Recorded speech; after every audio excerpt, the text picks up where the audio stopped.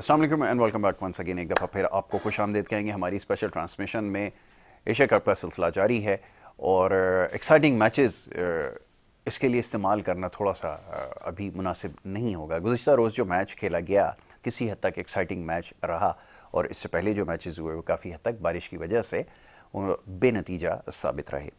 और जनाब आज का जो मैच है उसके हवाले से हमने गुफ्तगू करनी है। पाकिस्तान और बांग्लादेश सुपर 4 का मरहला जो है उसका आगाज़ हुआ है और पहला मैच ही उसका खेला जा रहा है और पाकिस्तान में ये आखिरी मैच है। लाहौर के कदाफ़ी स्टेडियम में ये मैच खेला जा रहा है। तो पाकिस्तान की टीम ने इसमें बड़ी शानदार कारकर्दगी दिखाई है। यानी कि पहली इनिंग में उन्होंने बांग्लादेश को 193 रन्स तक महदूद किया, ऑल टीम उनकी आउट की 38.4 ओवर्स में। और जनाब इस मैच में और मैच जो भारत के अगेंस्ट खेला गया उसमें क्या फ़र्क था, इसमें आज थोड़ी सी हमें बात करनी है। और आने वाले मैचेस के हवाले से जो स्पेकुलेशन जारी है, गुज़िश्ता रोज़ भी बात हुई एशियन क्रिकेट काउंसिल के जो सरबराह हैं जय शाह, उनकी जानिब से जो फ़ैसला हुआ और ईमेल वाली जो कंट्रोवर्सी है उसके ऊपर भी आज थोड़ी गुफ्तगू की जाएगी कि उसका क्या नतीजा निकला है या निकल सकता है। इस मामले पर गुफ्तगू की जाएगी। पाकिस्तान की बैटिंग का बाकायदा आगाज़ हो चुका है और अभी कुछ देर पहले तक दूसरे ओवर के इख्तिताम से कबल पाकिस्तान की टीम बगैर किसी नुकसान के 8 रन्स बना चुकी थी। जनाब अब इससे मज़ीद बात की जाएगी। स्टूडियोज़ में मोअज़्ज़ज़ मेहमान तशरीफ़ फरमा है, उनको सबसे पहले खुशामदीद कहूँगा और उसके बाद फिर गुफ्तगू के सिलसिले को आगे बढ़ाएंगे। तो आज जो हमारे मोअज़्ज़ज़ मेहमान हैं जनाब मुनीरुल हक साहब, एक मुबस्सिर भी है, तज्ज़ियाकार भी हैं, एक एनालिस्ट हैं और बड़ी अच्छी गुफ्तगू करते हैं और आज उनसे बड़ी खुलकर बात होगी इन तमाम मामलात पर, ख़ास तौर पर कंट्रोवर्सीज़ के हवाले से। और टेलीफोन लाइन पर हमारे साथ मौजूद हैं फर्स्ट क्लास क्रिकेटर सग़ीर अब्बास साहब, जाना पहचाना नाम है, क्रिकेट एनालिस्ट भी हैं। उनको मैं वेलकम करूँगा। सग़ीर भाई बहुत शुक्रिया आपका प्रोग्राम में वक्त देने के लिए। ठीक है, तो मुनीर भाई से गुफ्तगू का आगाज़ करेंगे। मुनीर भाई बहुत शुक्रिया प्रोग्राम में हमें वक्त देने के लिए। मुनीर भाई सबसे पहले बहुत सारे सवालात हैं, लेकिन आज के मैच में मैं जो सवाल आपके सामने रखूँगा वो ये कि भारत के ख़िलाफ़ जब पाकिस्तान ने मैच खेला तो हम उसके ऊपर काफ़ी गुफ्तगू करते रहे। वो अक्सर आप देखते हैं प्रोग्राम्स में इंडिया का जो मीडिया कहता है चर्चा इसके ऊपर होता रहा है, ऐसा कहते हैं वो कि हमें उनको खेलने का मौका दिया। हमने अगर जैसे आज कैप्टनसी में जो फ़र्क नज़र आया, हम ये उस वक्त बात कर रहे थे कि अगर बाबर आज जिस तरह बॉलर्स को यूज़ किया अगर उस मैच में करते तो शायद इंडिया भी यहीं तक महदूद हो सकता था। क्या वाक़तन ऐसा है? यहाँ से चाहूँगा ज़रा आगाज़। बहुत शुक्रिया सबसे पहले यासिर आपका, आपके देखने वाले खिदमत में मेरा सलाम और सग़ीर अब्बास सुन रहे हैं तो उनको भी मेरा सलाम। यासिर देखें, उस डिसीजन पे खासा बात तो हुई है कि जब बाबर ने अपने फास्ट बॉलर्स को हटा दिया था, सबका ये ख्याल था कि उस वक्त मजीद 2 ओवर्स फास्ट बॉलर्स होने चाहिए थे या एटलीस्ट एक एंड से फास्ट बॉलर को रखने चाहिए था, क्योंकि फास्ट बॉलर जो इम्पैक्ट डाला हुआ था और जो प्रेशर में थे बैटर, वो प्रेशर से निकाल दिया हमारे स्पिनर्स ने। वही है कि शादाब अपनी फॉर्म में बॉलिंग नहीं करा सके, जिस तरह के वो बड़े बॉलर हैं वो नहीं करा सके, नवाज भी इम्पैक्ट नहीं डाल सके, स्पिनर्स को हेल्प नहीं मिल रही थी उस विकेट से। तो वो एक डिसीजन तो वाकई था जिस पर उनको क्रिटिसाइज किया गया और कुछ हद तक वो जायज़ भी था, क्योंकि जहाँ से आपने अगर प्रेशर हटा दिया ना तो फिर पांड्या हो या ईशान किशन हो, ये फिर वैसे भी शॉर्टर फॉर्मेट के बहुत अच्छे खिलाड़ी हैं दोनों। और ईशान किशन तो डबल सेंचुरी बना चुके हैं वनडे में और फास्टेस्ट डबल सेंचुरी बनाने का एजाज़ इनको हासिल है। पांड्या आपको पता है कि बॉलिंग बैटिंग दोनों में महारत रखते हैं, तो वो तो बड़े एतमाद से खेल रहे थे। शुरू में देखा था ईशान किशन थोड़ा सा प्रेशर में थे, लेकिन 1-2 ओवर जब उन्होंने खेले शादाब और नवाज के तो वो फिर उनका कॉन्फिडेंस बहाल हो गया और वो 82 रन की बड़ी अच्छी इनिंग्स खेल गए। वो तो बिल्कुल आपने सही कहा। आज जो है सिमिलरिटी थोड़ी सी वो ये कह सकते हैं कि उस मैच में अगर आपको याद हो तो तमाम 10 की 10 विकेटें मीडियम पेसर्स ने ली थी, फास्ट बॉलर्स ने ली थी। आज 10 में से 9 विकेटें एक बार फिर हमारे मीडियम पेसर्स और पेसर्स नहीं है। हारिस रऊफ ने आज बहुत अच्छी बॉलिंग की, 4 विकेटें ले गए। नसीम शाह, फिर उनके अलावा हमारे जो फ़हीम अशरफ को भी 1 विकेट मिली। तो सभी ने कंट्रीब्यूट किया बॉलिंग में। देखिए पाकिस्तान की बॉलिंग की जहां तक बात है ना, पाकिस्तानी बॉलिंग तो बहुत अच्छी है, वर्ल्ड क्लास बॉलिंग है। इस वक्त शायद इतनी अच्छी बॉलिंग, फास्ट बॉलिंग दुनिया में इस वक्त किसी भी टीम के पास नहीं है। इवन मैं फास्ट ऑस्ट्रेलिया से भी अगर आप मुकाबला करेंगे ना, स्टार्क से, पैट कमिंस से या उनके जो तीसरे फास्ट बॉलर हैं उनसे, तो भी आपको इस वक्त उनकी फिटनेस को देखते हुए या उनकी स्ट्रेंथ को देखते हुए, हमारे ये चूंकि यंग हैं, ज्यादा फिट हैं, ज्यादा एनर्जी से गेन कर रहे हैं, तो इस वक्त पाकिस्तान को जो ये ट्राई है सबसे अच्छा है। और इसकी हमने मिसाल अभी देख ली कि आज फिर हमने 9 विकेटें हमारे बॉलर्स ने ली हैं, मीडियम पेसर ने 8 विकेट उन तीनों को मिली, एक विकेट जो है फहीम अशरफ और 1 विकेट इफ्तिखार ले सके। तो जिस तरह आपने यूज किया बिल्कुल सही कह रहे हैं, उनका अंदाजा हो गया। देखिए कभी न कभी किसी कप्तान से कोई खामी रह जाती है। मेरा ख्याल है थोड़ा सा वो प्रेशर में चले गए कि डेथ ओवर्स में हमारे फास्ट बॉलर के ओवर कम ना रह जाएं, उसमें वो स्पिनर्स को लिया जो गलत फैसला यकीनी था उस वक्त। वो प्रेशर से आपको रखना चाहिए था, प्रेशर रिलीज हुआ और वो फिर वो 200 प्लस 60 प्लस पे पहुंच गए, वरना शायद इतना स्कोर नहीं होता। वही होता है जो आज बांग्लादेश के साथ हुआ है, इससे अराउंड होता है या कमोबेश यही होता है। आज भी हर लिहाज से जिस तरह हम सोच रहे थे होगा, एक अच्छी पार्टनरशिप देखें बनी आज बांग्लादेश की 100 रन की, और वो 100 रन की पार्टनरशिप उन्होंने बनाई है उन 2 बैट्समैनों ने जो वनडे इंटरनेशनल में तकरीबन 500 मैचों का तजुर्बा रखते हैं। एक ने 253 वनडे खेले, एक ने 237 वनडे खेले, ऑलमोस्ट 490 मैचेस तो इनके हैं, तो तजुर्बा तो है। और इन्हीं दोनों के ऊपर टीम भी डिपेंड कर रही है बैटिंग की, क्योंकि देखें अभी इनको नजमुल हसन शांतो का बड़ा झटका लग गया है, बिकॉज उसके पिछले 2 मैचेस में, एक में 89 बनाए, एक में 104 बनाए और वो हैमस्ट्रिंग हो गई। फिर उनको तमी इकबाल नहीं है अभी उनकी टीम में, लिटन दास की वापसी हुई है, लिटन दास भी सिर्फ 16 रन बना सके, तो शफीक मुशफिक और शकीब पे ही इनका पूरा मैच था। 100 रन की पार्टनरशिप रही 120 गेंदों पर। उस वक्त तक मेरे ख्याल है 4 आउट हुए थे 147 पर और 30वां ओवर चल रहा था, तो उस वक्त तो 250 तो बड़े आराम से ऑन थे, 250, पौने 300, 260 और हो सकता है कि चलते तो थोड़ा सा ज्यादा कमोबेश होता। लेकिन जैसे ही वो आउट हुए तो आखिरी 6 विकेटें इनकी 46 रन पर गिर गई, यानी दोबारा फिर इनका कोई भी बैटर नहीं चल सका। एक और पार्टनरशिप इनकी 2nd विकेट की थी, वो भी 30 से 31 रन की थी। तो ओवरऑल जो हम सोच रहे थे कि पाकिस्तान की बॉलिंग बहुत अच्छा करेगी, बैटिंग विकेट है, परफेक्ट बैटिंग विकेट कहा जा रहा है, लाहौर की विकेट को 300 प्लस की विकेट कहा जा रहा है, तो उसमें अगर आप 193 पर आउट कर ले तो यकीनी तौर से आपके बॉलर्स को इसकी दाद देनी पड़ेगी। बिल्कुल ठीक है। अच्छा जी, अब सुपर 4 का मरहला है और आगे चलकर जो मैचेस हैं उसके हवाले से बहुत ज़्यादा स्पेकुलेशन है कि आया वो मुकम्मल होंगे या नहीं होंगे। शौकीन क्रिकेट चाहते ये हैं, कोई भी स्पोर्ट्स लवर हो, किसी भी स्पोर्ट्स को फॉलो करता हो, वो ये चाहता है कि जो भी मैच हो रहा है उसका कोई ना कोई नतीजा निकले, वरना उसकी अहमियत कम होती जाती है उस खेल की। तो बहरहाल अब यहाँ पर जो सिलसिला है उसके हवाले से बात करेंगे, लेकिन मैं चाहूँगा थोड़ी सी मजीद इस हवाले से गुफ्तगू कर ली जाए जो पहले इनिंग में अब तक जो सूरत हाल रही है। सगीर अब्बास साहब को एक दफ़ा फिर खुशामदीद कहूँगा। सगीर भाई, आपको मेरी आवाज़ आ रही है? जी आ रही है। ठीक है सगीर भाई, बहुत शुक्रिया पहले तो वक्त देने के लिए। सगीर भाई ये फरमाइए, अभी तक जो मैच रहा है, पाकिस्तान की बॉलिंग इसकी स्ट्रेंथ समझी जाती है, आज कप्तानी ने भी उसमें जो है एक अहम किरदार अदा किया, और पिछले मैच से मुराद ये कि जो अहम मैच भारत के खिलाफ था उसमें कप्तानी के ऊपर थोड़ी सी तनकीद की जा रही थी कि डिफेंसिव अप्रोच से हटकर अगर आप काम करेंगे जैसे आज किया तो फिर नतीजा यही रहेगा कि आप किसी भी टीम को 200 के नीचे भी पकड़ सकते हैं।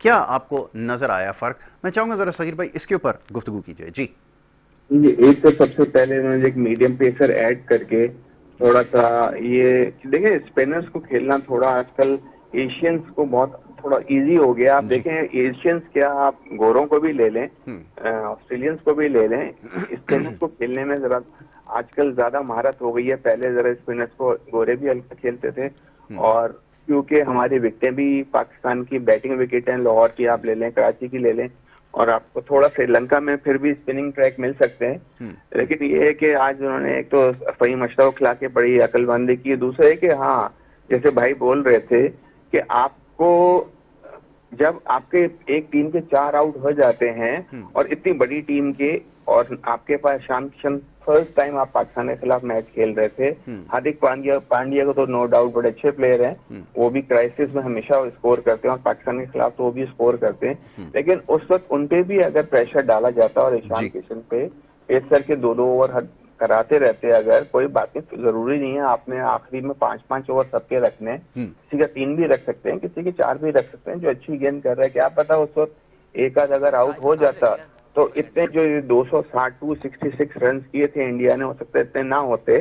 वो लेस मतलब 30 रन समझ ले हमने उस डिसीजन की वजह से हमने ज्यादा दे दिए, जो कि 30 रन इंडिया जैसी टीम के लिए ऐड होना काफी उस टाइम पे बड़ी बात थी। बिल्कुल ठीक तो है, बस वो थोड़ी सी हमारी थोड़ा सा बैकफायर कर गया, डिसीजन हो जाता है। बिल्कुल नए ठीक है। कप्तान हैं, वो सीख रहे हैं, यकीनन अब उनको उस गलती से सबसे अच्छी बात ये हुई कि गलती से सीखे वो। सीखा ये नहीं हुआ उन्होंने, कि बिल्कुल वो ठीक जी है। नहीं मैं तो स्पिनर ही खिलाऊंगा, जो भी मैंने किया बहुत अच्छा किया। अमन शुरू में थोड़ा सा मुझे लगा वो इस टाइप के हैं, एरोगेंट टाइप के, लेकिन अभी जो उन्होंने जल्दी अपने आप को उसमें ले आया कि हाँ जी मेरी गलती थी और मुझे खिलाना चाहिए था और मुझे इसी तरह जाना चाहिए। आज देखे ना, उन्होंने बड़ी अकलमंदी थी, स्पिनर्स को भी दी, साथ साथ फास्ट बॉलर्स आते रहे, तो जहां पे प्रेशर आया आपके फास्ट बॉलर ने विकेट निकाल के आपके दे दी। सही है, क्रिकेट में जरूर एक आध पार्टनरशिप जरूर लगती है, चाहे वो जैसी भी क्रिकेट हो, जी, उसमें आप देखे होंगे जरूर पार्टनरशिप लगती है।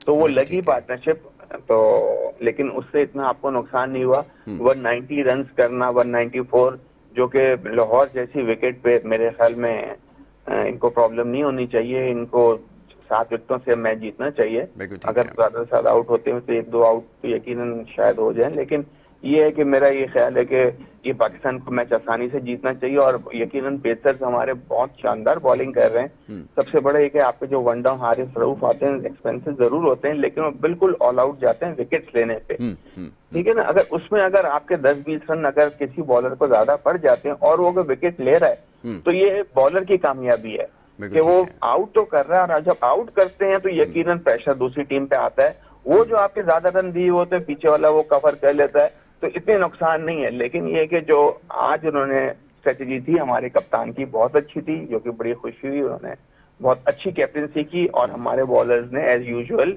बॉलर जो अच्छी करते हुए आ रहे हैं, आज भी उन्होंने बहुत अच्छी बॉल की। और बांग्लादेश की बिल्कुल टीम ठीक है। इतनी बुरी नहीं थी। अपना जो उनका ऐड हुआ था लिटन दास, बहुत अच्छे प्लेयर हैं वो आउट हो गए। लेकिन ये कि वो बैड लक, वो जो लेफ्ट हैंड उनका बैट्समैन था वो निकला। खैर ये पार्ट ऑफ क्रिकेट है, किसी को ब्लेम नहीं कर सकते। तो बिल्कुल ये ठीक कि है। माशाल्लाह ओवरऑल हमारी टीम की परफॉर्मेंस बहुत अच्छी जा रही है। बिल्कुल ठीक जी है। अच्छा, अब मुनीर भाई ये ज़रा फरमाइएगा, क्योंकि मैच तो अभी मुकम्मल होना जी। बाकी है, और फिर कल का जो मैच रहा काफ़ी हद तक एक्साइटिंग मैच रहा वो, और इस तरह के मैच जो है वो लोग एक्सपेक्ट करते हैं। मैं उसकी तरफ बाद में आऊँगा, लेकिन पहले चाहूँगा कि ये आने वाले मैचेस के हवाले से जो फोरकास्ट है वो मेरे ख्याल में सबको इल्म है। अब तो टेक्नोलॉजी इस हद तक एडवांस हो चुकी है कि आपको महीने भर पहले और उससे भी पहले तक आपको फोरकास्ट पता चल जाती है। अब अगर सूरत हाल ये रहती है, कैसे आप टूर्नामेंट के अंदर फिर वो चाम लेकर आएंगे, वो बाकी रहेगा उसका कि लोग उसको देखना चाहेंगे। बहुत ज़्यादा डिसअपॉइंटमेंट हो रही है उसकी वजह से, और उससे ज़्यादा जो डिसअपॉइंटमेंट है वो एशियन क्रिकेट काउंसिल की जो हठधर्मी है उसकी वजह से। फरमाइएगा। देखिए, एशियन क्रिकेट काउंसिल ने पाकिस्तान क्रिकेट बोर्ड को एतमाद में लिए बगैर ये सबसे मशवरा लेना शुरू कर दिया कि हम वेन्यू चेंज कर दें और वो कर दें। वेन्यू चेंज करने पर कोई इतराज़ नहीं था अगर ऐसा वेन्यू हो जाता कि जहाँ पर बारिश नहीं है। कोलंबो में जो प्रोडिक्शन है वो अच्छी नहीं है, हालात बिल्कुल ऐसे नहीं लग रहे। अब इतवार को मैच है पाकिस्तान और इंडिया का, जो दूसरा मैच होगा, अगर वो भी वॉश आउट हो जाता है या उसका भी रिजल्ट नहीं निकलता है तो फिर तो एशिया कप का मज़ा नहीं रहेगा, क्योंकि एशिया कप का असल मज़ा ही इन 2 मैचेस में है। लेकिन अब फाइनली ये तय हो गया है कि नहीं जी, मैचेस जो हैं जो जहाँ हैं वहीं होंगे, यानी कोलंबो में ही होंगे। तो सारे मैचेस कोलंबो में होंगे और पाकिस्तान इंडिया का मैच भी कोलंबो में होगा। इवन अगर फाइनल में पहुंचती हैं दोनों टीमें तो भी कोलंबो में होगा। अब अगर बड़े मैच में भी कुछ इस तरह से हो जाता है या कोई इंपॉर्टेंट टाइम पे, जैसे अब कल अफगानिस्तान का मैच था, मैं एक मिसाल दे रहा हूँ आपको, कितना क्रूशल मैच था। अब उस मौके पर अगर कहीं पर बारिश हो जाती है और एक टीम जीता हुआ मैच जो है उसके लिए मुश्किल हो जाती है या वो नहीं होता, तो वो कई चीज़ें ऐसी हैं जिनको बड़ा इम्पोर्टेंटली देखना चाहिए आपको। कोशिश एसीसी ने अपने तौर से चीज़ों को करने की कोशिश की, लेकिन आपको पता है ना, जहाँ जय शाह इन्वॉल्व हो जाते हैं वहाँ फिर किसी की चलती नहीं। आई एम सॉरी टू से, क्योंकि अगर एशिया कप जो है वो हाइब्रिड मॉडल पे हो रहा है तो थोड़ा सा उसमें निजाम सिटी का थोड़ा अमल दखल था कि वो इन्होंने स्टांस ले लिया था, वरना आई थिंक ये पूरा टूर्नामेंट ही वो चाह रहे थे कि श्रीलंका में हो। यूएई को हीट की वजह से रिजेक्ट कर दिया गया था, लेकिन यूएई में वेदर की वजह से, वरना यूएई मैचेस होते तो वहाँ पर रेवेन्यू भी बहुत जनरेट होता और क्राउड भी बहुत आता, एक लगता कि भाई पाकिस्तान इंडिया की टीम जो है किसी होम ग्राउंड पर खेल रही है। तो वो तो चीज़ अभी तो ये तय हो गया कि कोलंबो ही मैचेस होंगे, वेन्यू शिफ्ट नहीं हो रहा है। इसका मतलब है आगे भी मैचेस में हमें डिस्टर्बेंस देखने को मिलेगी जहाँ तक वेदर का ताल्लुक है। बिल्कुल ठीक है। तो डिसअपॉइंटमेंट है, और लोग सोशल मीडिया पे ख़ास तौर पे इस हवाले से बड़ी बात कर रहे हैं कि मैचेस का इनेकाद होना और सही तरह से होना, इसमें फिर लोगों का इंटरेस्ट जो है वो बाकी रहता है। मगर ना लोग जो हैं वो वैसे ही जो 50 ओवर की क्रिकेट है, टेस्ट क्रिकेट है, इससे दूर होते जा रहे हैं। तो बज़ाहिर समझ में ही आता है कि ये डिलिबरेटली सारी चीज़ें की जा रही हैं, और क्योंकि वो इंडियन इन्फ्लुएंस बहुत ज़्यादा है, हमें तो खुलकर ये बात कहना होगी कि उसकी वजह से भी ये सारी चीज़ें हो रही हैं। वो इसको सेट असाइड करने की कोशिश कर रहे हैं, और यही वजह है कि उनकी टीम जो है वो इन एरियाज़ में स्ट्रॉन्ग नज़र नहीं आ रही। उनका जो टोटल फोकस है वो T20 क्रिकेट की तरफ ज़्यादा हमें नज़र आता है। बहरहाल इसके ऊपर आगे चल के ज़रूर गुफ्तगू होगी। सग़ीर अब्बास साहब की तरफ मैं वापस आऊँगा। सग़ीर भाई, ये फरमाइएगा कि बैटिंग की जो पाकिस्तान की स्ट्रेंथ है, बॉलिंग की तो अभी बात हो गई है कि बेहतरीन बॉलिंग अटैक आपके पास है, आपके पास लॉट में और भी बॉलर्स अवेलेबल हैं जो इनको समहाउ रिप्लेस कर सकते हैं, बट बैटिंग के हवाले से क्या कहेंगे? क्या आप पाकिस्तान की जो बैटिंग लाइनअप है उससे मुतमईन हैं? फरमाइएगा। देखिए, एक तो माशाल्लाह आपके बाबर का तो पता चले तो फॉर्म उनकी अच्छी है। जी जी। अच्छा, अब ये जो है हमें 3-4 बैट्समैन जो हमारे हैं, फखर की अच्छी फॉर्म नजर नहीं आ रही जी। तो इसको कवर करने के लिए अभी रिजवान की इतने अभी बैटिंग नहीं आई उनकी कोई ऐसी कि पता चले उनकी फॉर्म कैसी है। आपके कम से कम 3 या 4 बैट्समैन अगर फॉर्म में हुए तो देखिए 2020 में बैटिंग या वनडे में भी रन करने वाले 2-3 प्लेयर ही होते हैं जी। ये पूरी, ऐसा नहीं होता कि पूरे 10 के 10 स्कोर करें और 10 की 10 की बैटिंग आ रही हो और वो बहुत लंबे लंबे स्कोर करते हैं। ऐसा तो 800-900 रन हो जाएंगे।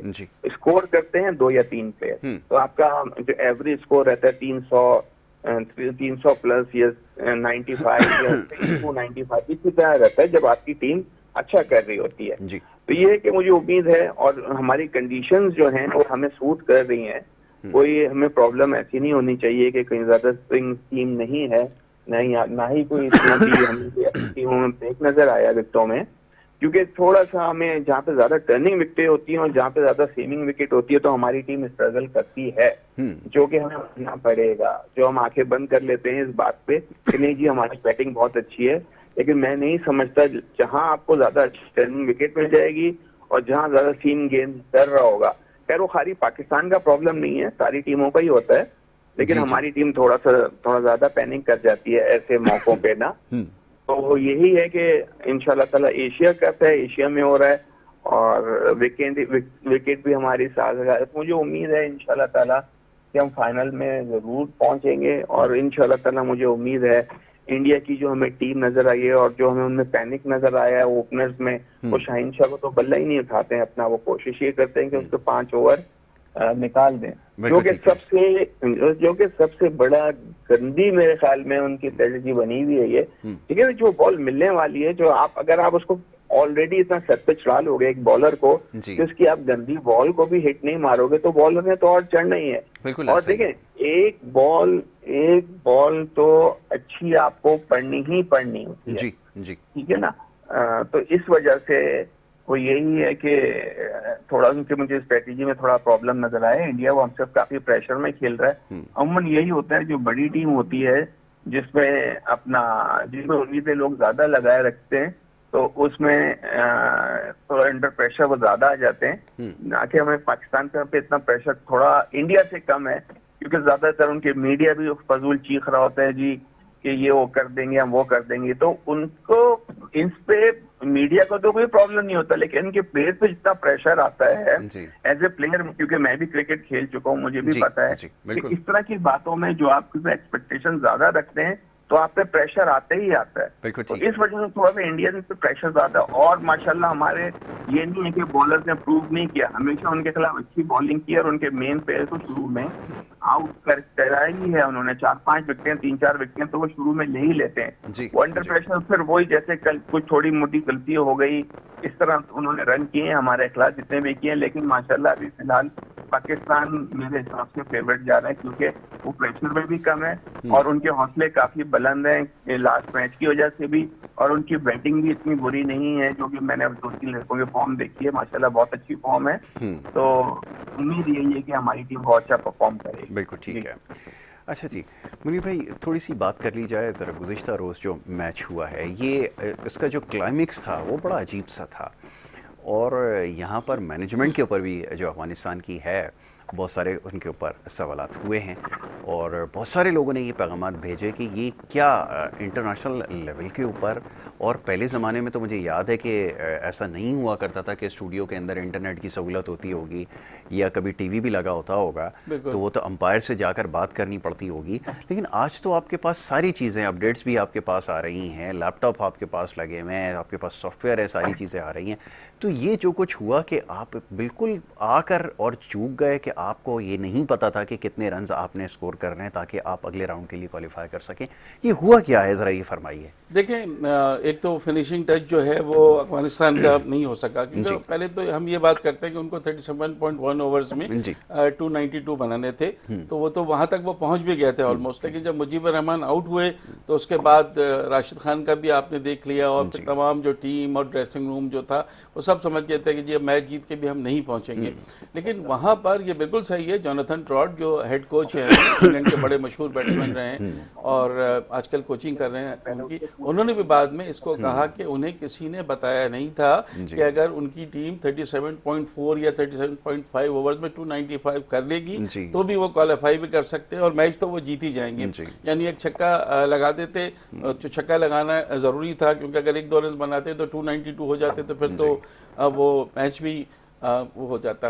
तो वो एक चीज आई है जिस पर सब बहुत असल में पाकिस्तान में भी जिस तरह से इस मैच को शौक से देखा जा रहा था ना, जिस तरह से कल अफगानिस्तान की बॉलिंग बहुत अच्छी है, बैटिंग अच्छी नहीं है, मगर कल उनके बैट्समैनों ने परफॉर्म किया है। नबी ने जिस तरह की बैटिंग की, शाहिदी ने जिस तरह की बैटिंग की, रिमार्केबल। बिल्कुल नहीं लग रहा था कि 37 ओवर में वो 300 के करीब टारगेट को पहुंच जाएंगे, और उनके बैटर्स इतने अच्छे नहीं हैं, लेकिन उनको क्रेडिट देना पड़ेगा, बहुत अच्छी उन्होंने बैटिंग की। और फिर वही बैड लक कि बिल्कुल नज़दीक आ जाते हैं। हालांकि इस दफ़ा तो ना उनके सामने नसीम शाह थे, ना उनके सामने जो है वो आसिफ अली थे, लेकिन बहरहाल वो फिनिशिंग टच इसको भी नहीं दे सके। ये ज़रूर है कि मालूमात की कमी थी। उन्होंने जोनाथन ट्रॉट ने इसको तस्लीम किया कि ये हमें किसी ने नहीं बताया, ना पता चल सका, वरना मुजीब के जाने के बाद भी फजल फारूकी आए थे, वो एक सिंगल लेकर राशिद खान को दे सकते थे, लेकिन चीज़ें बड़ी आजकल के दौर में इस तरह का होना, वाकई आपने सही कहा कि आजकल के जदीद दौर में इस तरह की कोई चीज़ होना वो थोड़ा सा वो है। लेकिन हम लोगों को भी शायद नहीं पता था, मैं भी मैच देख रहा था, मेरे इल्म में भी नहीं था। हमने भी देखा कि आखिरी बॉल हुई है, उस पर आउट हुए मुजीबर रहमान, उसके बाद सारा मामला मेरे ख्याल है खत्म हो गया था। लेकिन बाद में ये पता चल रहा है नहीं जी, वो तो उस वक्त भी मैच ऑन था उनके लिए, अब नहीं पता चल सका उसका। लेकिन ट्रॉट ने एक बात और कही कि ये तो चले एक फैक्टर था, लेकिन उन्होंने तस्लीम किया, जो अच्छी चीज़ है, जो आप शिकस्त को तस्लीम करते, उन्होंने कहा कि हमारी बैटिंग में फ्लॉज हैं, हमारी बैटिंग वैसी नहीं रही जो हमें, और अभी बहुत उसमें हमें काम करने की ज़रूरत है, और कहीं कहीं पे बॉलिंग का भी उनको इशू नज़र आया है, तो उसको रिजॉल्व करेंगे। इसलिए कि वर्ल्ड कप में तो ऑलरेडी आपको पता है अफगानिस्तान है, और अभी यहाँ से खेलने से जो भी एक्सपीरियंस उसको मिला है उसको वो करेंगे। थोड़ी सी बैटिंग उनकी और इम्प्रूव हो जाए, थोड़ा बेहतर हो जाए, तो किसी भी मैच में वो भी वर्ल्ड कप में अपसेट कर सकते हैं। अच्छा, बॉलिंग के लिए अब स्पेशलाइज्ड बॉलर कितने ज़रूरी हैं मुनीर भाई? थोड़ी सी मैं इस हवाले से भी गुफ्तगू करूंगा, पहले सगीर भाई से ज़रा इस बारे में बात कर लूँ। सगीर भाई, ये स्पेशलिस्ट बॉलर आजकल की मॉडर्न क्रिकेट में कितना ज़रूरी हो गए हैं? वरना हो ये रहा है कि आजकल आधा बैट्समैन आधा बॉलर, उसको तो आप एडजस्ट कर सकते हैं, लेकिन 50 ओवर की क्रिकेट में आपको स्पेशलाइज चाहिए। अच्छा, ये मैं इसलिए पूछ रहा हूँ आपसे क्योंकि अफगानिस्तान के अंदर यही ज़्यादा प्रॉब्लम नज़र आ रही है, क्योंकि बैटर तो चले उनके हैं, अभी उनको बहुत कुछ सीखना बाकी है, लेकिन बॉलर जो T20 के बेहतरीन बॉलर हैं, वनडे में बिल्कुल भी कुछ नहीं कर सके, बिल्कुल ऑफ कलर थे। क्या इसकी वजह है सगीर भाई, क्या इसके ऊपर कहना चाहेंगे? कल की विकेट थोड़ी सी भी बैट्समैन को फेवर कर रही थी, और इतना गेंद ब्रेक भी नहीं हो रहा था, बहुत ही एक्सीलेंट बैटिंग विकेट थी। इससे भी बहुत फर्क पड़ता है विकेट, और उनको पता है कि जी ऐसे एक बॉलर हैं राशिद हैं, इनको हम कोशिश करते हैं कि इनके हम सिंगल डबल पे जाएं, इन पे ज्यादा लंबी हिट ना लगाएं। थोड़ा सा ये भी यकीनन जब आपके पास बड़े बॉलर होते हैं तो जो आपके कोचेज होते हैं वो आपको एक प्लान देते हैं, जी आपने इस पे अटैक करना है, इस पे नहीं करना, इस पे नहीं करना, इस पे नहीं करना। लेकिन जब वो वहां पे बैटिंग करने गए, उन्होंने देखा बॉल कुछ कर ही नहीं रहा, तो उन्होंने यकीनन, प्लेयर तो अब इंटरनेशनल स्टैंडर्ड के प्लेयर हैं, इतना तो उनको खेलना आता है कि किस बॉलर पे अगर आप बॉलिंग अच्छी नहीं कर पा रहा है या नहीं हो पा रही है, जो भी जितना भी है, तो आप वहां पे खुद भी एडजस्ट कर लेते हो इस लेवल पे पहुंच के। तो ये कि स्पेशलिस्ट बॉलर होना यकीनन दूसरी टीमों के लिए आपका प्रेशर आता है। जब भी हम भी पाकिस्तान के लिए हम जब जाते हैं अफगानिस्तान से खेलने, तो हमारा भी होता है जी मुजीब को जरा शुरू के ओवर देख के खेल लें, उसके बाद राशिद आएंगे, कोशिश करें इनको सिंगल डबल ले लें। तो ये आपकी प्लानिंग में होता है, और उसमें अगर वो गंदी बॉलिंग कर रहा होता है तो उसमें आप उसकी मार भी पिटती है। तो ये कल यही हुआ क्योंकि विकेट बहुत आसान थी और इस वजह से उनको थोड़ा सा थोड़ा से रन ज्यादा पड़ गए, वरना बहुत कम आपने ऐसा देखा होगा कि अपना ये T20 में और उसमें तो हर बॉल पे आपको मारने की कोशिश ही करनी होती है, तो उसमें जो अच्छा बॉलर होता है तो आपको कम चांस देता है अपना लंबी शॉटें मारने का, तो उसमें वो आउट भी ज्यादा कर सकते हैं। ये थी जो ये वनडे होता है तो इसमें जरा टाइम ज्यादा होता है बैट्समैन के पास, तो अपने माइंड से और अपने एक प्लान कर लेता है दिमाग में कि मैं इसको इस तरह खेलूंगा, इस तरह खेलूंगा, बॉल ब्रेक ही हो रहा है जो भी है उस स्ट्रैटेजी। जी सगीर भाई, गुफ्तगू जारी रखते हैं। एक ब्रेक के लिए कहा जा रहा है, एक मुख्तसर सी ब्रेक यहाँ पर लेंगे और ब्रेक के बाद जब वापस आएंगे तो गुफ्तगू के सिलसिले को मजीद आगे बढ़ाएंगे। आप देखते रहें हमारा प्रोग्राम।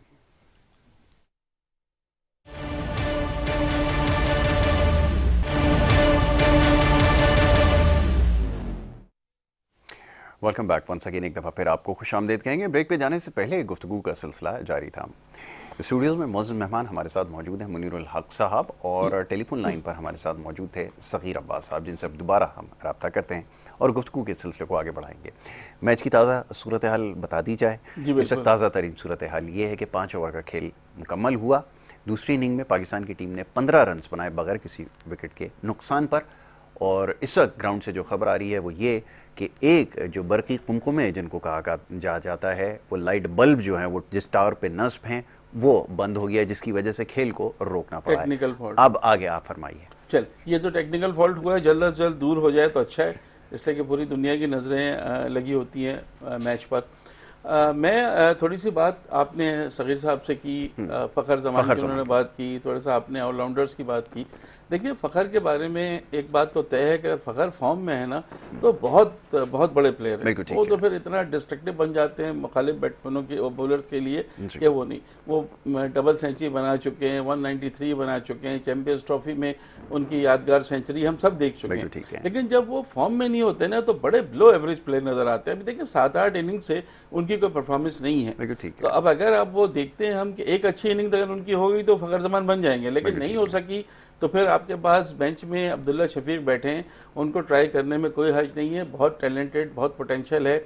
अच्छा, अब आगे बात आप कह रहे हैं कि स्पेशलिस्ट बैट्समैन होना चाहिए, स्पेशलिस्ट होना चाहिए। कुछ प्लेयर तो ऐसे हैं कि वो तो अगर आप बेन स्टोक्स की बात करें, आप मिचेल मार्श की बात करें, आप हार्दिक पांड्या की बात करें, वो तो मेरे ख्याल स्पेशलिस्ट बॉलर और बैट्समैन से भी आगे की बात एक स्टेप आगे हैं वो लोग। तो उस ऐसे अगर आपका प्लेयर है तो फिर तो आपको कोई वो नहीं चाहिए। लेकिन अब जैसे सलमान आगा है हमारे पास, Saud Shakeel equally good batter, लेकिन हम सलमान आगा को क्यों लेते हैं कि उनके पास ऑफिसिंग बॉलिंग का तजुर्बा है और कहीं ज़रूरत पड़ जाती है तो उनसे ओवर भी करा लेते हैं और वो कभी विकटें भी ले जाते हैं। तो यहाँ इस तरह अब इफ्तिखार हैं, वो हम एज ए बैटर उनको खिला रहे हैं, लेकिन उनकी ऑफ स्पिन कभी आपके लेफ्ट हैंडेड बैट्समैन सामने आते हैं तो आप इफ्तिखार और सलमान अली आगा से ओवर करा सकते हैं, और वो ओवर ऐसे होते हैं कि आपके फिर मेन ओवर्स बच जाते हैं मेन बॉलर्स के, जो कहीं भी आपके काम आ सकते हैं। तो ऑलराउंडर्स की अपनी जगह अहमियत है, और शॉर्टर फॉर्मेट तक वक्त ये था कि जिसके पास जितने अच्छे ऑलराउंडर वो टीम उतनी अच्छी कहलाती थी। अब शायद वो चीज नहीं है, अब वो चीज में हम उतनी न्यूजीलैंड की एक टीम हुआ करती थी जिसके पास सबसे ज्यादा, पता नहीं एंड्रू फ्लिंटॉफ वाली बात नहीं है या इयान बॉथम होते थे, उस तरह की चीजें अब नहीं है। अब हैं कुछ, जैसे 3 नाम मैंने लिए, या मैक्सवेल को ले लें, या एक दो और भी जो नाम मुझे भी याद नहीं आ रहे, बहुत सारे हैं कि जो टीम के लिए बड़ा लाजमी होते हैं। शकीब अल हसन उनमें एक है। अगर T20 की बात करते हैं तो शकीब अल हसन बेस्ट ऑलराउंडर, और बहुत अरसे वो वर्ल्ड नंबर 1 भी रहे हैं T20 रैंकिंग में। तो इस तरह की आपको जरूरत तो होती है टैलेंटेड की, लेकिन जहां स्पेशलिस्ट की बात आती है, बाबर आजम जैसा स्पेशलिस्ट बैटर या विराट कोहली जैसा, इवन रोहित शर्मा जैसा है। इंडिया की जो भी बात कर रहे थे ना, हमारा असल मुकाबला भी दोबारा इंडिया से ही होगा। श्रीलंका की टीम भी इतनी अच्छी नजर नहीं आ रही, और बांग्लादेश को तो आज अगर हमने आसानी से हरा दिया तो फिर काफी चीजें नजर आएगा कि आपको दोबारा आपका असल मुकाबला इंडिया से होना है। इंडिया में सब प्रॉब्लम ये है कि उनका चौथा और 5वां नंबर उनके लिए थोड़ा सा अभी परेशानी कर रहा है। श्रेयस अय्यर की चौथे नंबर पर वापसी हो गई है, लेकिन वो एक ही मैच खेले हैं और कितना खेल पाते हैं ये नहीं पता। केएल राहुल की भी वापसी हुई है, 2 मैचेस के बाद फिटनेस टेस्ट पास कर लिया है, वो श्रीलंका पहुंच गए हैं, लेकिन ईशान किशन को खिलाएंगे या केएल राहुल को अभी फैसला नहीं हो पा रहा है। इसलिए कि ईशान किशन ने जैसी बैटिंग कर दी अगेंस्ट पाकिस्तान, तो केएल राहुल को देखा जाएगा कि उनकी फिटनेस कितनी है, मैच फिटनेस कितनी है। लेकिन दूसरे मैच में उन्होंने जो विकेट कीपिंग की थी ईशान किशन की, वो शायद अब तो मार्क नहीं थी। तो बहुत सारी चीजें अभी उनके लिए भी परेशानी है। बुमराह पोजीशन तो रिटेन कर रहे हैं, क्योंकि अभी मैं उनका एक वेबसाइट के ऊपर देख रहा था, आई डोंट नो कि ये बात सही है या नहीं, कि वो जो इन्होंने वर्ल्ड कप का स्क्वाड है वो अनाउंस किया और उसके अंदर ये ही सारे लड़के हैं, बिल्कुल है। और उसमें मेरे ख्याल में ऋषभ पंत की वापसी तो अभी ऋषभ मुमकिन पंत तो नहीं है अभी है ही नहीं ना। ऋषभ पंत तो पता नहीं खेल तकरीबन भी पाएंगे 4-5 महीने और दोबारा को मिनिमम वो तो बिल्कुल आउट है। बिल्कुल लेकिन वो रिहेबिलिटेशन में है। बिल्कुल इनके ठीक है। यहाँ जो चल रहा था ना, संजू सैमसन को ले लें, जी जी जी जी। या इनको फिर इनके 2-3 स्पिनर्स की बात चल रही थी कि अश्विन को नहीं लिया, या वाशिंगटन सुंदर को नहीं लिया, या युजवेंद्र चहल को नहीं लिया, बिकॉज कि इनकी टीम में सब लेफ्ट आर्म स्पिनर हैं। जी। अक्षर पटेल लेफ्ट आर्म है, कुलदीप यादव लेफ्ट आर्म है, रविंद्र जडेजा लेफ्ट आर्म है। तो उनकी ये बात हो रही थी हमारे पास राइट आर्म ऑफ स्पिनर क्यों नहीं है। जी। वाशिंगटन सुंदर को ले सकते थे, अश्विन को ले सकते थे, और युजवेंद्र चहल तो इनके बड़े अच्छे शॉर्टर फॉर्मेट के इनके बॉलर है, लेकिन किसी को इन्होंने लिया नहीं है। तो वहां भी थोड़े से भी इश्यूज हैं, लेकिन टीम उनकी भी अगर सारे प्लेयर चूंकि जाने माने प्लेयर हैं, जडेजा, पांड्या, कोहली, शर्मा और फिर शुभमन गिल, उनमें पोटेंशियल तो बहुत है। तो खेल का अगर पाकिस्तान के खिलाफ तो वो तो है, लेकिन पाकिस्तान की टीम बहुत बेहतर पोजीशन में नजर आ रही है। ऑलराइट, पाकिस्तान की टीम जो है वो बेहतर पोजीशन में नजर आ रही है, और ये इसलिए कहने पे मजबूर हैं क्योंकि बॉलिंग और बैटिंग दोनों ही हमें बहुत ज़्यादा बैलेंस नजर आ रही है। अब इसी के ऊपर आगे चल के थोड़ी सी बात होगी कि वर्ल्ड कप के हवाले से हमारी क्या स्ट्रैटेजी है, क्या प्लानिंग है, क्या समझते हैं कि मज़ीद इसमें नए खिलाड़ियों की इंडक्शन होनी चाहिए, या ये जो अभी जो प्लेयर परफॉर्म नहीं कर पाए एशिया कप के अंदर, क्योंकि अभी तो इसके मैचेस बाकी हैं, और अगर रिमेनिंग मैचेस हो जाएंगे, जैसे फ़खर जमान के हवाले से आज काफ़ी हद तक क्लैरिटी आ जाएगी कि वो कहाँ स्टैंड करते हैं, तो ये मेरे ख्याल में काफ़ी हद तक ये डिसाइसिव होगा उन प्लेयर्स के लिए भी जो इस वक्त इसमें पार्ट ले रहे हैं। अच्छा जी, इसके ऊपर गुफ्तगू मैं चाहूँगा ज़रा सग़ीर भाई से भी इसके ऊपर बात कर ली जाए। सग़ीर भाई, ये ज़रा फरमाइएगा, पाकिस्तान की टीम के हवाले से अभी बात हो रही थी, वर्ल्ड कप के स्क्वाड की तैयारी के हवाले से बात हो रही थी, मैं चाहूँगा ज़रा इसको कंटिन्यू किया जाए। आप क्या समझते हैं कि इन प्लेयर्स में से किसी को शफल करने की ज़रूरत है, या जैसे इंडिया की टीम एज इट इज़ लेके जा रहे हैं वर्ल्ड कप में, पाकिस्तान को भी यही करना चाहिए? फरमाइएगा। मेरे ख्याल में ये अभी आपके टीम में है, मेरे ख्याल में बेस्ट प्लेयर्स अवेलेबल हैं आपके पास, और आप इनको एशिया कप भी खिला रहे हो, ऑलरेडी ये फॉर्म में होंगे, क्रिकेट खेल रहे होंगे। अभी आप किसी को इंडक्ट करेंगे नए को, तो उस पर यकीन वर्ल्ड कप के थोड़ा प्रेशर आ सकता है। मेरे ख्याल में ये टीम इस पर जो खेल रही है वो बेस्ट है, और अल्लाह के राज पकड़ करें, स्कोर करेंगे तो आपको आगे मैचों के लिए इनके बहुत फायदा हो जाएगा। बाकी ये है कि इमाम बहुत अच्छा खेल रहे हैं, जो बाबर आते हैं वो तो रीत की हस्ती हैं आपकी, वो पूरा खेलेंगे पूरे, उनको तो खेलना भी चाहिए पूरे ओवर। तो ये हमारे माशाल्लाह प्लानिंग भी बहुत अच्छे हैं, स्ट्रेटजी भी बहुत अच्छी है, और ये टीम भी हमारी बड़ी बैलेंस और बड़ी अच्छी सेटल नजर आ रही है। मेरे ख्याल में इसमें ज्यादा चेंज भी नहीं, मैं तो कहता हूँ कोई चेंज होनी ही नहीं चाहिए। अगर कोई बनता है तो इनका चेंज बने, लेकिन मैं नहीं समझता इसमें कोई चेंज होनी चाहिए। बेस्ट टीम है अभी आपकी इस वक्त जो हमें नजर आ रही है। जी बिल्कुल ठीक है, आप समझते हैं कि ये बेस्ट हमारी प्लेइंग 11 है। मुनीर भाई, ये फरमाइएगा कि आपकी टीम इसलिए उसके लिए विन विन सी सिचुएशन है हर जगह, बॉलर्स आपके पास मजबूत हैं, खुदा का शुक्र है एक बड़े अरसे के बाद आपके पास एक बैकअप में भी एक टीम मौजूद है, बेंच स्ट्रेंथ आपकी मजबूत हुई है, बैटिंग के अंदर भी अब आपके पास डेप्थ आ गई है। ओपनर्स का जो एक प्रॉब्लम, एक बहुत बड़ा इशू एक बना हुआ था ओवर द ईयर्स, आपने मेरे ख्याल में काफ़ी अरसे तक स्ट्रगल किया कि कोई आपके पास ओपनिंग बैट्समैन नहीं था, तो प्रॉब्लम भी रिजॉल्व हो गया, और समहाउ आपके पास अब कैप्टनसी के अंदर भी जो एक वो था ये भी चलें तय हो गया कि बाबर आजम आपके कैप्टन हैं। अब आप क्या समझते हैं कि हमें कहाँ वर्क करने की ज़रूरत है ताकि हम अपनी पोजीशन को रिटेन कर सकें? क्योंकि देखिए, हमें एशियन कंडीशंस के अंदर हो सकता है इतना ख़तरा ना हो ऑस्ट्रेलिया, न्यूजीलैंड और इंग्लैंड से, क्योंकि यहाँ रिसेंटली जो हमने सीरीज़ खेली है ये काफ़ी हेल्पफुल हमारे लिए रहेंगी। क्या इसका कोई बेनिफिट हमें वर्ल्ड कप के अंदर नज़र आएगा? ये ज़रा फरमाइए। देखिए, अभी तो बाहर अगर जाने की आप बात करते हैं तो ऑस्ट्रेलिया से हमारी सीरीज तो दिसंबर जनवरी, उसमें बहुत टाइम है। हमारा सारा फोकस अभी श्रीलंका और इंडिया पे रहेगा, जहां एशिया कप और वर्ल्ड कप हो रहा है, और यहाँ की विकेटें या तो स्पिन फ्रेंडली हैं या बैटिंग फ्रेंडली हैं। तो यहाँ पे आपको स्पिनर भी मददगार साबित होंगे या फिर बैटर। इंडिया में एक दो वेन्यू की जगह ज़्यादातर वहाँ पर आपको बैटिंग विकेटें मिलेंगी, 300 350 रन भी स्कोर होंगे, और दूसरी टीम भी अच्छा स्कोर करेगी। पाकिस्तान की बैटिंग की डेप्थ की बात नहीं है, पाकिस्तान की बैटिंग का जो इस वक्त असल इशू है ना, वो स्ट्रेंथ नजर आ रही है, जज्बा नजर आ रहा है, बैटिंग में इस्तेहकाम नजर आ रहा है। कोई भी अगर नहीं चलता, इफ्तिखार चल जाते हैं, नवाज चल जाएंगे, सलमान आगा चल जाएंगे, सब पे आप भरोसा कर सकते हैं। रिजवान को थोड़ा सा हम देख रहे हैं कि थोड़ा वीक है, शायद T20 में बहुत परफेक्ट है, लेकिन उनको भी अब ये प्रूव करना है। जैसे मैंने आपको कहा कि फ़खर को एक अच्छी इनिंग्स की ज़रूरत है, इस तरह रिजवान को भी 2-3 कांस्टेंट अच्छी 50s की ज़रूरत है, तो वो भी फिर टीम में अपनी जगह बना लेंगे। तो बज़ाहिर तो ऐसा कोई नहीं लग रहा है कि जाहिर है आपको 17 में से 2 प्लेयर तो आपको हटाने हैं। अब एक तो मुझे लगता है कि हारिस को हटाया जाएगा या फिर एक ही विकेट कीपर के साथ आप जाएंगे, या नवाज और फ़हीम अशरफ में से किसी एक को हटाना पड़ेगा आपको। 17 रन की टीम है, उसमें से कोई एक या कोई और, अब उसामा मीर की जब जाते हैं, मेरा ख्याल है पाकिस्तान को ये बहुत सोचना पड़ेगा, क्योंकि पाकिस्तान के पास उसामा मीर की सूरत में एक अच्छा राइट आर्म लेग स्पिनर है जो बड़ा बहुत टैलेंटेड भी है और उसकी ज़रूरत भी हमें पड़ सकती है। तो स्पिनर्स की ज़रूरत तो हमें यहाँ पड़ेगी। फास्ट बॉलिंग का हमारे पास इशू यूँ नहीं है कि ऑलरेडी 3 आपके ज़बरदस्त हैं, खुदा न खास्ता किसी के साथ कुछ होता है तो वसीम जूनियर के पास बैकअप में मौजूद हैं, और अगर आप बॉलिंग ऑलराउंडर के साथ जाना चाहते हैं मीडियम पेसर तो फ़हीम अशरफ हैं आपके पास। लेकिन उससे बेहतर है कि नवाज शॉर्टर फॉर्मेट में काफ़ी अरसे से पाकिस्तान के लिए खेल रहे हैं, वनडे का तजर्बा भी है, T20 का तजर्बा भी है, तो उनको भी आप इस तरह से हटा नहीं सकते। तो बात यह है कि पाकिस्तानी टीम जो वजह नज़र आ रही है ना, वो एज ए टीम खेल रही है, वो जज्बे के साथ। आप देखिए जब हम चैंपियंस ट्रॉफी खेलने गए थे 2017 की, 8वें नंबर की टीम बन के गए थे, बड़ी मुश्किल से क्वालिफाई किया था, और यंग टीम ने हमारी वो इंडिया को शिकस्त दी और हमने चैंपियन तो दूर दूर तक किसी इस दफा तो फिर भी पाकिस्तान को कहा जा रहा है कि टॉप 14 में आ जाएंगे, सब कह रहे हैं कि ऑस्ट्रेलिया, इंग्लैंड, इंडिया, पाकिस्तान को हम देख रहे हैं, लेकिन हो सकता है कि न्यूजीलैंड की टीम को अच्छी कारकर्दगी दिखा दे, कोई और टीम आ जाए, आप किसी को वो नहीं कर सकते, लेकिन इतना तो कम से कम कह रहे हैं। 2017 की चैंपियंस ट्रॉफी में तो हम दूर दूर तक थे ही नहीं, ऐसा ही। और फिर हमने इंडिया को जिस तरह बड़े मार्जिन से वहाँ हराया था और चीज़ें चली थी। तो पाकिस्तान की जो स्ट्रेंथ है, और जो दूसरी बड़ी चीज़ है कि उनके पास जो स्ट्रेंथ है वो उनके एक्सपीरियंस है।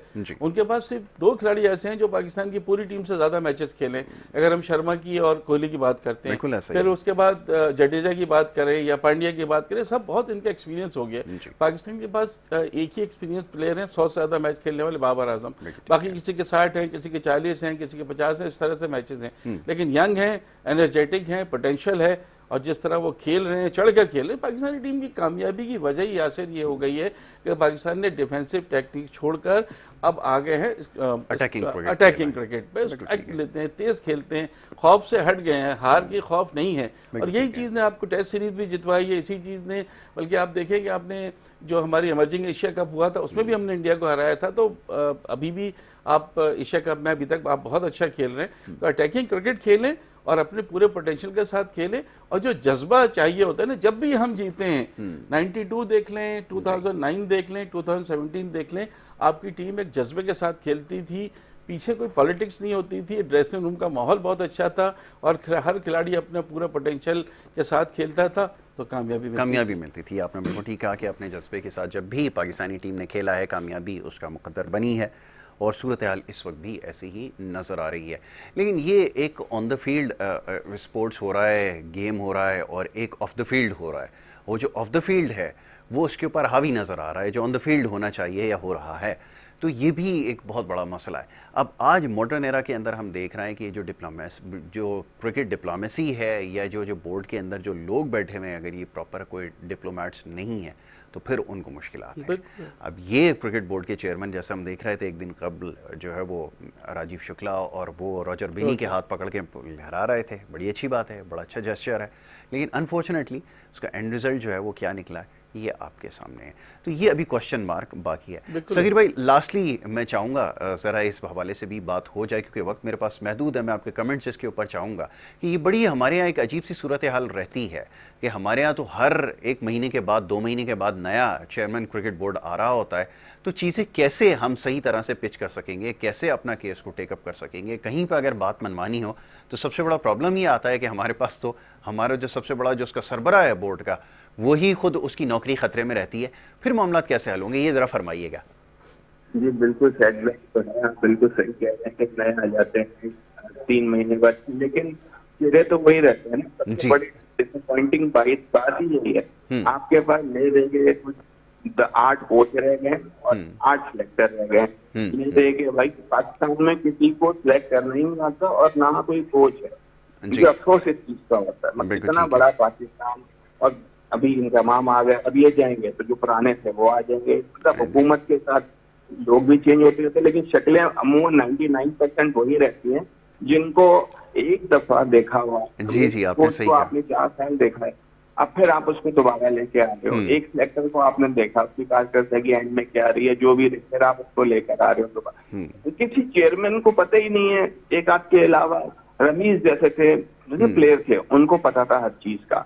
अब जका अशरफ 25 लोगों से मशवरे लेके आदमियों को चेंज करते हैं, किस किस को लेकर आ रहे हैं। इंजमाम को पकड़ा हुआ है उन्होंने, अपना बाकी ले गए, हफीज को पकड़ा हुआ है जी। अपना, मिसबा को पकड़ा हुआ, और चौथे वो जो आपके हैं, क्या बोलते हैं उसका नाम मुझे भी ज़हन में नहीं आ रहा है। बस ये 5 लोग हैं जी, जी। जिनसे वो पूछ के हर चीज ठीक करने की कोशिश कर रहा है। तो ऐसे नहीं होते जी, ऐसे एक तो बोर्ड की जो इतनी जल्दी जल्दी चेयरमैन चेंज होते हैं, प्लस आपकी शक्लें भी वही नजर आती हैं। इस वक्त शुक्र करें आपकी टीम क्योंकि कुछ अरसे से खेल रही है तो सेट है।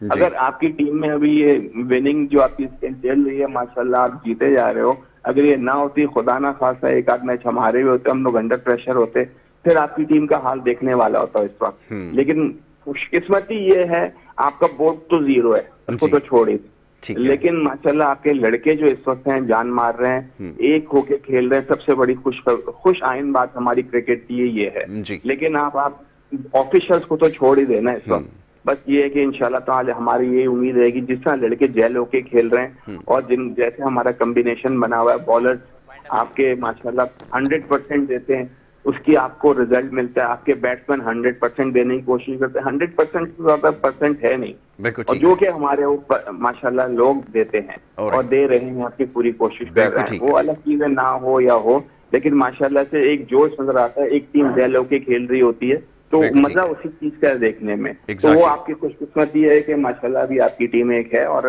उम्मीद है कि वर्ल्ड कप में भी और अभी एशिया कप में भी अगर हम जीतते हैं तो आपके मोरल और हाई होंगे। और एक मैच हार जीत में तो कोई फर्क नहीं पड़ता, बिल्कुल ऐसा ही, बिल्कुल ऐसा ही भी है, तो इसका ये मतलब नहीं है आपकी टीम खत्म हो जाएगी, हमें उनको बैक करना पड़ेगा, और हमें इसको बैक की जरूरत है, क्योंकि हमारा मैं फिर आपको कह रहा हूँ बोर्ड आपका 0 है। बिल्कुल ठीक वो है, कोई ऐसा नहीं है कि आप उनसे बहुत कोई तवक्को रख सकते हैं, उनको कुछ पता ही नहीं, लकीर के फकीर हैं सारे, सॉरी टू से। तो ये है जी सहीर भाई, मैं आपकी बात से काफ़ी हद तक मुत्तफिक हूँ। बिल्कुल आपने सही निशानदेही की, और ये वो सारी बातें हैं जो हर शख्स इस वक्त कह रहा है कि ये कुछ खामियां हैं जिसकी निशानदेही की जा रही है। ये सहीर भाई ऐसे लोग, ये तो क्रिकेट को समझते हैं, एक क्रिकेटिंग फैमिली से बिलोंग करते हैं, ख़ुद बहुत अच्छे क्रिकेटर हैं, तो ये सारी वो चीज़ें हैं जिसको पॉइंट आउट कर रहे हैं। अब मुनीर भाई वक्त मेरे पास ख़त्म हो गया, बातें और भी बहुत सारी हैं, लेकिन इंशाल्लाह जो अगली नशिस्त होगी उसमें तफसील से और दीगर मामला ज़ेर बहस आएंगे। मैं आपका बड़ा शुक्रगुजार हूँ, सग़ीर अब्बास का बहुत शुक्रगुजार हूँ, दोनों मोअज़्ज़िज़ मेहमानों ने यहाँ पर शिरकत की प्रोग्राम में और बहुत अच्छे मामलात के ऊपर गुफ्तगू की, और ख़ास तौर पे जो आज का मैच और इससे पहले जो मैच हुआ इसके ऊपर बड़ा अच्छा तज्ज़िया और तबसरा किया। यहाँ पर आपसे इजाज़त चाहेंगे, लेकिन इजाज़त लेने से पहले एक मैसेज अपने स्पॉन्सर्स का देना चाहूँगा।